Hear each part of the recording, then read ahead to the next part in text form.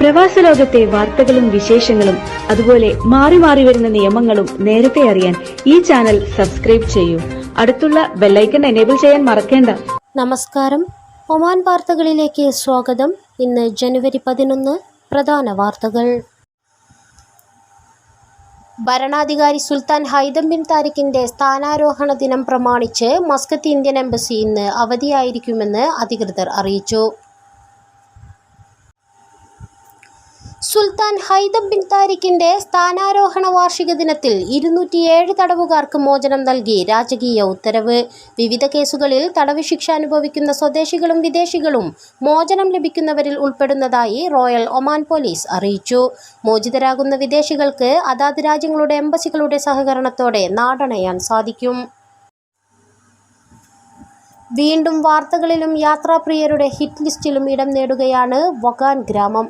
വഗാന്റെയും അൽ ജബൽ അൽ അബൈദ് പ്രദേശത്തിന്റെയും വികസനത്തിന് സമയപരിധി നിശ്ചയിക്കാൻ സുൽത്താൻ നിർദ്ദേശങ്ങൾ നൽകിയതിന് പിന്നാലെയാണ് വീണ്ടും വാർത്തകളിലേക്ക് ഈ പ്രദേശങ്ങൾ കടന്നുവരുന്നത്. യാത്രകൾ, ക്യാമ്പിംഗ്, സാഹസിക വിനോദസഞ്ചാരം എന്നിവയ്ക്കുള്ള 2 പ്രധാന സ്ഥലങ്ങളിലായി ഇവയെ വികസിപ്പിക്കാനാണ് സുൽത്താന്റെ നിർദ്ദേശങ്ങളിലുള്ളത്. ഗ്രാമീണതയുടെ നിഷ്കളങ്കതയും പച്ചപ്പും ഒരുമിച്ച് ചേർന്ന ഗ്രാമമാണ് വഗാൻ. തെക്കൻ ബാത്തിന ഗവർണറേറ്റിലെ നഖൽ വിലായത്തിലാണ് ഗ്രാമീണ വിശുദ്ധിയിൽ വഗാൻ സ്ഥിതി ചെയ്യുന്നത്. തിരിച്ചെത്തുന്ന പ്രവാസികൾക്കായി നോർക്ക റൂട്ട്സ് നടപ്പാക്കുന്നത് പോലെയുള്ള പുനരധിവാസ പദ്ധതികൾ രാജ്യത്തിന് മാതൃകയെന്ന് NORKA Roots resident vice chairman P. Sreeramakrishnan. പ്രവാസി സംരംഭകർക്കായി നോർക്ക റൂട്ട്സും കേരള ബാങ്കും സംയുക്തമായി പൊന്നാനി RV പാലസിൽ ഓഡിറ്റോറിയത്തിൽ സംഘടിപ്പിച്ച ബിസിനസ് മീറ്റും വായ്പാമേളയും ഉദ്ഘാടനം ചെയ്ത് സംസാരിക്കുകയായിരുന്നു അദ്ദേഹം. സംരംഭങ്ങൾ തുടങ്ങാൻ വായ്പ ആവശ്യമുള്ളവരെയും വായ്പ നൽകാൻ തയ്യാറുള്ള ധനകാര്യ സ്ഥാപനത്തെയും പരസ്പരം ബന്ധിപ്പിച്ച് സംരംഭകർക്ക് പിന്തുണ നൽകുക എന്നതാണ് ലോൺ മേള കൊണ്ട് ഉദ്ദേശിക്കുന്നത്. വ്യാവസായിക അന്തരീക്ഷവും വിപണിയുടെ സാധ്യതകളും മികച്ച രീതിയിൽ പ്രയോജനപ്പെടുത്താൻ പ്രവാസികൾക്ക് ഇതിലൂടെ കഴിയും.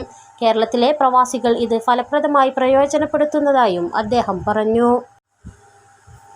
മസ്കത്തിനും UAEയിലെ ഷാർജയ്ക്കുമിടയിൽ ബസ് സർവീസ് ആരംഭിക്കാൻ മുവാസലാത്ത്.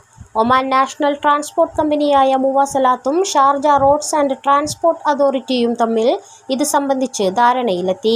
മസ്കത്തിലെ അസൈബ ബസ് സ്റ്റേഷനിൽ നിന്ന് ഷാർജയിലെ അൽ ജുബൈൽ സ്റ്റേഷനിലേക്കും തിരിച്ചും ദിവസേനയുള്ള യാത്രകൾ നടത്തും.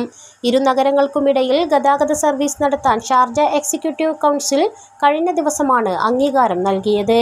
കിരീടാവകാശിയും ഡെപ്യൂട്ടി ഭരണാധികാരിയും ചെയർമാനുമായ Sheikh Sultan bin Muhammad bin Sultan Al Qasimi അധ്യക്ഷത വഹിച്ച യോഗത്തിലാണ് അംഗീകാരം. ബസ് സർവീസ് ആരംഭിക്കുന്ന തീയതി, യാത്രാ റൂട്ട്, നിരക്കുകൾ തുടങ്ങിയ വിവരങ്ങൾ വരും ദിവസങ്ങളിൽ വ്യക്തമാക്കും. ഒമാനും ഇറാനും ഇടയിൽ സർവീസ് നടത്താൻ 2 വിമാന കമ്പനികൾക്ക് കൂടി അനുമതി നൽകി സിവിൽ ഏവിയേഷൻ അതോറിറ്റി. വാരിഷ് എയർലൈൻ മസ്കത്തിൽ നിന്ന് ടെഹ്റാനിലേക്ക് ആഴ്ചയിൽ 2 വീതം സർവീസ് നടത്താനും മസ്കത്തിൽ നിന്ന് ഇസ്ഫാനിലേക്ക് ഓരോ സർവീസ് വീതവും നടത്തുന്നതിനാണ് അനുമതി നൽകിയിരിക്കുന്നത്. ജനുവരി 14 മുതൽ ഈ റൂട്ടുകളിൽ സർവീസുകൾ ആരംഭിക്കും. മസ്കത്ത് ടെഹ്റാൻ റൂട്ടിൽ സർവീസ് നടത്താൻ സെപഹ്റാൻ എയർലൈനും ഒമാൻ സിവിൽ ഏവിയേഷൻ അതോറിറ്റി അനുമതി നൽകി. ജനുവരി 13 മുതലാണ് സർവീസുകൾ ആരംഭിക്കുകയെന്നും അധികൃതർ അറിയിച്ചു. സുഹാർ അന്താരാഷ്ട്ര വിമാനത്താവളത്തിൽ നിന്ന് ഷാർജയിലേക്കുള്ള സർവീസുകൾ എയർ അറേബ്യ പുനരാരംഭിക്കുന്നു. ടിക്കറ്റുകൾ ഉടൻ ലഭ്യമാകും. മേഖലയിലെ ട്രാവൽ മാപ്പുകളിൽ വീണ്ടും സാന്നിധ്യമാകാൻ സുഹാർ എയർപോർട്ട് സന്നദ്ധമായതായും എയർ അറേബ്യയെ വീണ്ടും സ്വാഗതം ചെയ്യുന്നതായും ആഴ്ചയിൽ 12 സർവീസുകൾ വീതം നടത്തുമെന്നും ഒമാൻ എയർപോർട്ട്സ് എക്സിൽ കുറിച്ചു.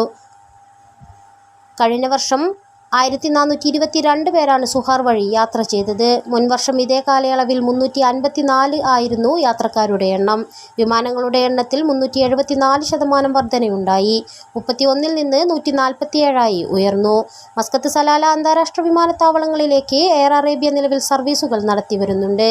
സുഹാറിൽ നിന്ന് എയർ അറേബ്യയിൽ യാത്ര പുറപ്പെടുന്നവർക്ക് മിഡിൽ ഈസ്റ്റ്, ആഫ്രിക്ക, ഇന്ത്യൻ സെക്ടറുകൾ ഉൾപ്പെടെ 50 വിമാനത്താവളങ്ങളിലേക്ക് ഷാർജ വഴി യാത്ര ചെയ്യാൻ അവസരമൊരുക്കുന്നു. എയർ അറേബ്യ സർവീസ് ആരംഭിച്ചതോടെയാണ് സുഹാർ വിമാനത്താവളം അന്താരാഷ്ട്ര വിമാനത്താവളമായി ഉയർന്നത്. മസ്കത്തും സലാലയും ഉൾപ്പെടെ ഒമാനിൽ 3 അന്താരാഷ്ട്ര വിമാനത്താവളങ്ങളാണ് നിലവിലുള്ളത്. ഒമാൻ ഫുഡ് ബാങ്ക് കഴിഞ്ഞ വർഷം നവംബർ വരെ 33.2 ടണ്ണിലധികം ഭക്ഷണം പാചകം ചെയ്ത ആവശ്യക്കാരിൽ വിതരണം നടത്തിയതായി അധികൃതർ. 2021 ആരംഭിച്ച ഫുഡ് ബാങ്ക് വഴി ആയിരങ്ങളാണ് വിശപ്പടക്കിയത്. ആവശ്യഘട്ടങ്ങളിൽ ആവശ്യക്കാരെ കണ്ടെത്തി ഭക്ഷണം കഴിക്കാൻ പാകത്തിൽ ചെയ്യുകയാണ് ചെയ്തുവരുന്നത്.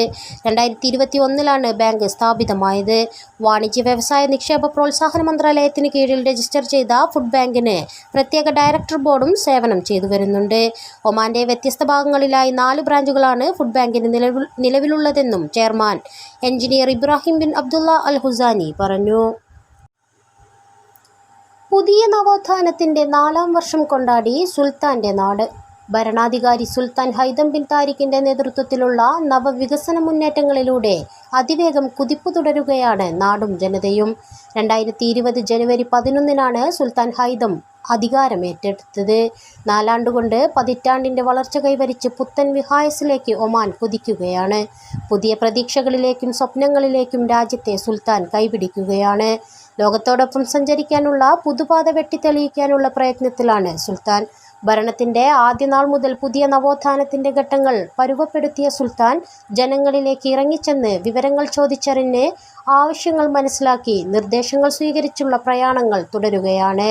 പൗരന്മാർക്ക് സേവനങ്ങളും സൗകര്യങ്ങളും ഉറപ്പുവരുത്തുന്നതിന് പ്രാദേശിക ഭരണകൂടങ്ങൾക്ക് നിർദ്ദേശിക്കുകയും ചെയ്യുന്നു. വരും കാലങ്ങളിൽ ജനതയുടെ താൽപ്പര്യം സാക്ഷാത്കരിക്കുകയും കഴിഞ്ഞ കാലങ്ങളിലുണ്ടായ നേട്ടങ്ങൾ സംരക്ഷിക്കുകയുമാണ് ലക്ഷ്യം. ഇതോടുകൂടി ഇന്നത്തെ വാർത്തകൾ ഇവിടെ പൂർണ്ണമാവുന്നു. കൂടുതൽ ഒമാൻ വാർത്തകളും വിശേഷങ്ങളുമായി നാളെ വീണ്ടും കാണാം. നമസ്കാരം.